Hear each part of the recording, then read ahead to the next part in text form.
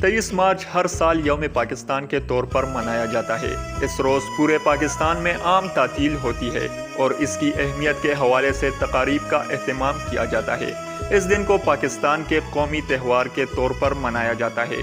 23 مارچ 1940 کو لاہور کے منٹو پارک میں، جو آج علامہ اقبال پارک کے نام سے مشہور ہے، یہاں آل انڈیا مسلم لیگ کا اجلاس ہوا، جس کی صدارت قائد اعظم محمد علی جناح کر رہے تھے۔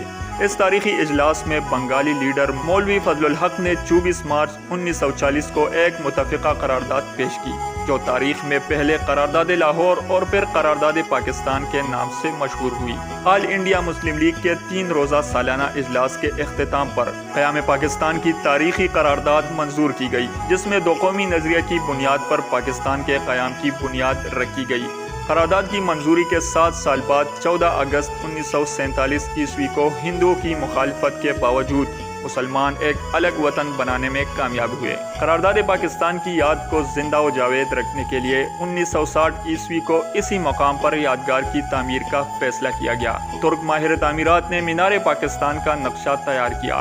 20 سال کی طویل مدت کے بعد 1980 میں مینار پاکستان کی تعمیر مکمل ہوئی، جو آج قرارداد پاکستان کی یاد کے طور پر کھڑا ہے۔ سید فرحان شاہ، پختونخوا ریڈیو، مردان۔